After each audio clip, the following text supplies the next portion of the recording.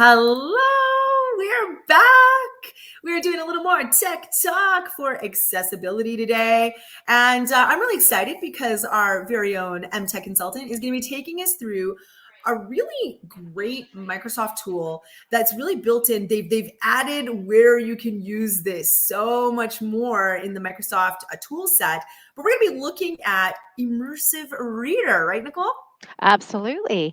And so, just kind of to give you a really brief overview of what it is, it's basically an accessibility tool that allows readers to be able to have the text spoken to them or read to them, as well as it has the ability to change fonts, colors, to do some grammatical components.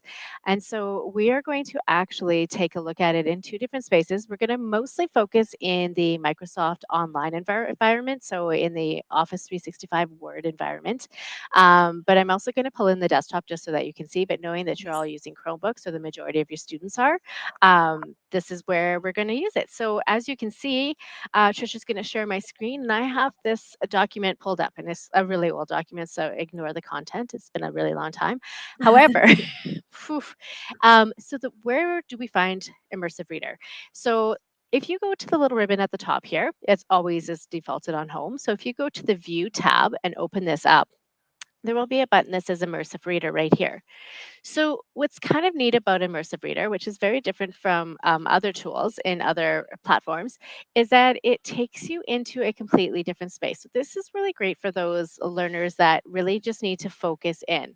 Sometimes, I mean, some students might struggle because it takes them out of the original environment, but some students really need this. And so, you can see it's taking me into this other kind of screen. And now all of a sudden the letters are much bigger. And so a few things that I can do here is the first thing is I can play it. And before I go to play it, I'm going to show you that there is a button right beside it for voice settings. And so when I click into the space, this is where I can select the voice speed, so I can slow it down or I can speed it up. I can also choose a female or a male selection. So depending on what their preference is, then you can choose that. So I am just going to play where it is. So you can see here's the cursor there. Paper drag.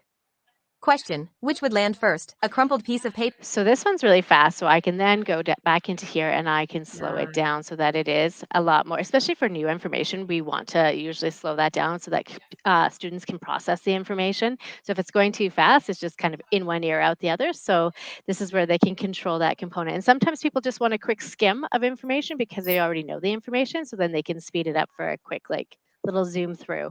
Paper or a flat sheet? And so students will find what speed works best for them. And then, of course, once it's there, it should remain in that setting as well. So they can choose that speed and then leave it as they go. The next feature in here is this A up here. This is our text preferences. And so when we go into this section, a new menu will open. And so this is where I can change the size of my font and make it extremely large. Or I need I can that. make, right, exactly. And so for some of us, Super as we Zoom. age, we need to start to Yeah, do this, there you go. especially when we don't have our bifocals in. And and so I'm just going to put it back to the space here, and then I'm going to notice here that you can also increase the spacing in between words. So this is automatically on right now, but I can select this off.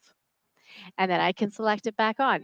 There's also three different font choices, and so these are based kind of on student preferences. And so Comic Sans is very similar to our written text. So especially for our younger learners, this is what letters look like when they are learning how to write them. And so if you put it into this mode, this is really great for our little learners. And then of course there's Calibri, which is a pretty universal font for students, as well as Sitka.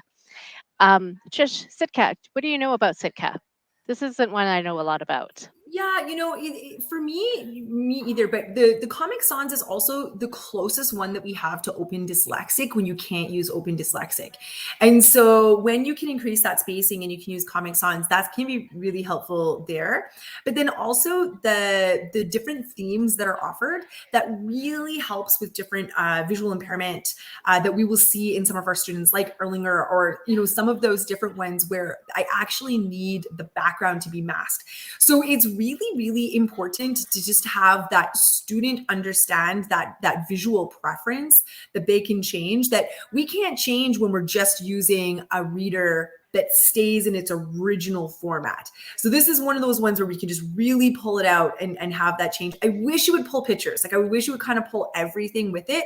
But I think for this one, it really changes it. I remember when I used to have to get the overhead colored transparencies for students to lay over top of paper formats of this. So the fact that it's built in is great. Trish, that's aging you. Stop it. So I'm going to go down here as well. So as she talks about Open Dyslexic, there is also the ability to change the background, right, which helps support our readers too, and with any visual impairments, any of those components as well. So whatever is most comfortable for them. Some really need this contrast, so you do have that. You can also select more colors. So they have added a lot more colors to their selection, because once upon a time it was just the 6, but now you do have those options as well. So I'm just going to flip it back to here. And then I'm going to go into our grammar options. And so over here in our grammar options, there is the ability to actually break the words up into syllables. So if you're working on, kind of phonetic components of this, you can start to break the words up into by using syllables so that they can figure out the components that go together. And so you can see crumpled paper. And so that's one piece that's kind of neat if you're working on those elements of words. And of course, you can also highlight the nouns in a specific color, and you can change the colors as well. So note that that is Oh, there. fantastic. And so as soon as I turn this on, you'll notice that all of my nouns in this particular selection of text has turned purple. And so I can do the same for verbs. So this is where you can really break down how a sentence is created and the components of a sentence. And then, of course, looking for some of our descriptive words or adjectives. And so it really breaks them down into all of those parts of speech, which is really great. The other cool thing is sometimes, the colors aren't enough, but I can show the labels. And so all of a sudden I Wow. will put the ADJ above, the N above, the V above, et cetera, et cetera. So you can see that that is in this as well. So another option. And then our last section is the reading preferences. So when I select into here, something that I really do like about this is the line focus. And so this is where I can now, if especially it's like your little ruler or your little strip of paper that you use to go through a book, right? And to really focus in on text. And so here I can do it. I can change it from 1 line to 3 lines, or I can put it back to the original one by just selecting this off. Okay. And the other thing is it has partnered with BoardMaker. And so BoardMaker is a really common tool for a lot of our core kind of visuals. And so when you go into here and you have these picture dictionary turned on, I can actually click on things and it will actually pull those images. So if I'm unsure Wow. what a word is, then I can click on this and it will also, this is also another feature, is I can just listen to one word. So if I don't know how to pronounce a specific word, then I can do that. So not everything has visuals attached to it, but a lot of the ones do, especially our nouns, right? Those That's would all right. have the visuals. So this is in our reading preferences.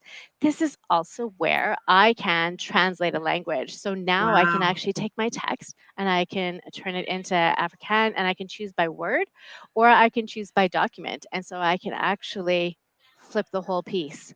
Okay. So it's kind of another cool feature to be able to do that translation component too at the I same like that time. you can do one word at a time because I think Yes. of some of our English language learner students that come, especially in some of the higher grade levels where they have a bit of it. They have an English set. They've got some of that academic language, but when they come across some new material, they can just translate that one word as opposed Yes. to having to do the entire document. Like they had the rest of it, but they can do that. What a great feature! So all they need to do is go into this section, make sure that by word is on.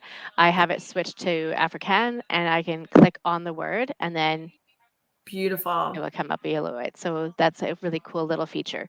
So Immersive Reader is the full version of it is available here in our online version or like our online platform. But I can also pull up our Microsoft, our actual full desktop version. Yeah. And Immersive Reader is also available here, but it does look different. So I just wanted to note that it's still found in our view section. But of course, when I click on Immersive Reader, it doesn't take me completely out of Okay. Microsoft Word like it does in the online environment. And then it kind of looks a little bit different for what I can access here. So I have my column width, so I can change it and kind of change what this looks like. Um, I don't do well with the very narrow, actually, so I really do prefer the wide. I can change the page color, so it does have those background colors, but you'll notice that it kind of like has the words and sentence strips across. But I can also still line focus, so I can still choose to look at one line at a time, and I can switch lines by just clicking the arrows. I Okay. can also access the syllables, and I can still do the read aloud in here. So Okay. it's not all of the same options, and it looks a little bit different, but it is still accessible in the full desktop version as well. That's really good to know. Now I know that most of our students in our in our division are using their Chromebooks to get it, but just remember too, like if you are using those labs, if students are working between different computer environments, maybe going from a Windows lab to a computer to home, it's really important to showcase how that accessibility is part of all of those environments so that students don't Yes. feel sort of cut off from that support because they're using a different device.